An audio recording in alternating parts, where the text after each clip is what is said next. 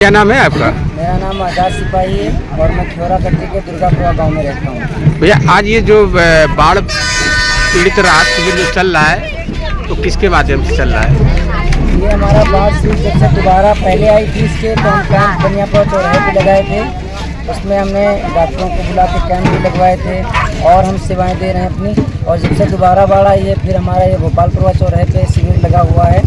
ये बाढ़ सहायता शिविर लगाया है जहाँ समस्या जो भी सारे क्षेत्र में है उनके लिए लगा रखा है ताकि लोग हमें समस्याएं बताएं और उनकी समस्याओं को हम सरकार तक पहुंचा सकें, क्षेत्रीय विधायक तक पहुंचा सकें, प्रशासन तक पहुंचा सकें। इसलिए यहाँ शिविर हमने लगाया हुआ है। साथ में यहाँ पे जो झुग्गियाँ झुग्गी लोग लगाए हुए हैं उनके लिए भोजन का प्रबंध एक समय हमारे द्वारा हो पा रहा है, वो हम उनको सेवाएँ दे पा रहे हैं। और जो भी यहाँ लोग हाईवे पर रुके हुए हैं उनकी जो समस्याएँ होती हैं उन समस्याओं को हम ऊपर तक पहुंचाते हैं और हर तरह से हल करने का संभव प्रयास करते हैं। इसलिए हमने ये शिविर लगा रखा है। अच्छा, कितने गांव बाढ़ की चपेट में हैं अब तक? वैसे खियोरा कट्टी में हमारे 7 गांव हैं, लेकिन लगभग 32 से 35 गांव इस बाढ़ की चपेट में कट्टी के आए हुए हैं। और ये बाढ़ आज से नहीं, सदियों से हमारा निषाद समाज और जो भी किसान समाज ये झेलता चला आ रहा है और आगे भी मुझे लग नहीं रहा है कि ये झेलता ही रहेगा। कैसे ये समस्या समाधान होगी? इस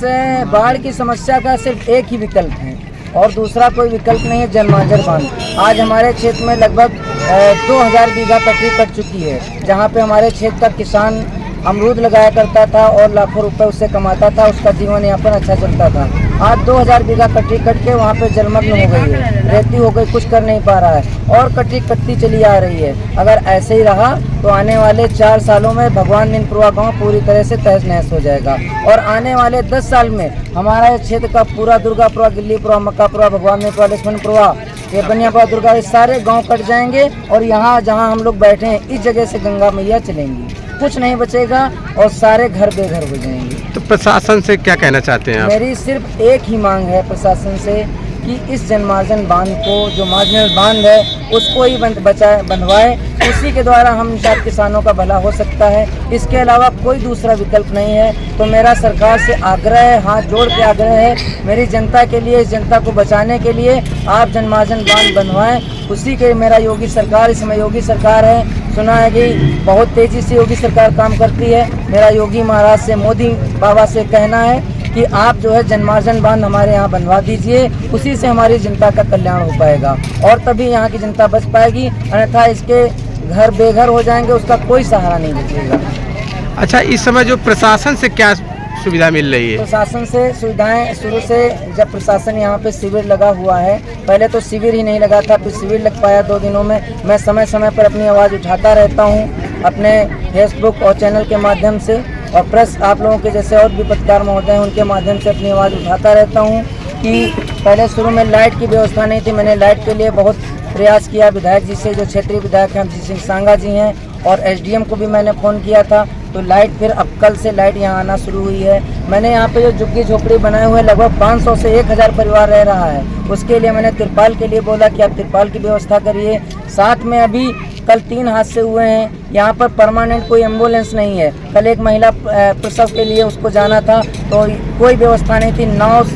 नाव कम है, जनता ज़्यादा है, नाव की व्यवस्था की गई है। तो वहाँ से फिर हम ट्रैक्टर से अपनी टीम के द्वारा उनको लिवा के लाए, फिर यहाँ 1 घंटा इंतजार करना पड़ा। तो आज क्षेत्रीय विधायक अमजीत सिंह सांगा जी आए थे यहाँ पे, मैंने उनसे कहा कि यहाँ पे मुझे तुरंत एम्बुलेंस चाहिए। तो उन्होंने हालांकि डीएम साहब से भी बात करी थी, उन्होंने कल तक एम्बुलेंस देने का वादा किया है। इसके पहले आकाश वर्मा जी आए थे, उन्होंने भी अपने स्तर से सीएमओ साहब से बात करी थी और अनिल दीक्षित जी से जो जिलाध्यक्ष हैं उनसे बात करी थी कि यहाँ एम्बुलेंस उपलब्ध कराई जाए। मेरी और बहुत सारी मांगे हैं। अभी बाढ़ जब खत्म हो जाएगी उसके बाद में जो किसानों का सब नष्ट हो चुका है, मैं मुआवजा की मांग करता हूं कि जो यहाँ बाढ़ में फसल चली गई हैं मेरे किसानों का उसका मुआवजा दिया जाए, और जो सारे लगभग 100% घरों में पानी जा चुका है उनके लिए राशन की व्यवस्था कराई जाए। और मैं तो ये कहता हूँ आप राशन की व्यवस्था मत करिए, लेकिन हमारे लोगों के लिए जनमार्जन बांध दीजिए। हमें राशन नहीं चाहिए, फिर मैं वही बात कहता हूँ कि हमें राशन नहीं चाहिए, हमें जनमार्जन बांध चाहिए।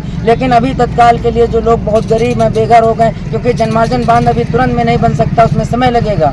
तो आप जनमानस बात का मेरी बात को योगी सरकार तक पहुंचाइए और यहाँ पे जो भी राशन की व्यवस्था सबको कराइए, जानवरों के लिए भूसा की व्यवस्था सबको कराइए। यही मेरी मांगे हैं जनता की तरफ से, यही मैं कहना चाहता हूँ। गाँव में अभी लोग फंसे हुए हैं, शायद गाँव में फंसे हुए हैं, वो आ रहे हैं, बहुत लोग पैदल आ रहे हैं, कुछ नाव से आ रहे हैं, कुछ लोगों के द्वारा हमने ट्रैक्टर लगा रखे हैं तो ट्रैक्टर के द्वारा आ रहे हैं, कोई लोग अपने छत पे शरण लिए हुए हैं। अभी कल एक लड़के को सांप काट लिया था। तो बहुत सारी समस्याएं हैं जिनका निदान पूरी तरह से सरकार नहीं कर सकती, लेकिन मैक्सिमम उस पर ध्यान दे तो बहुत सारी चीज़ें सही हो सकती हैं।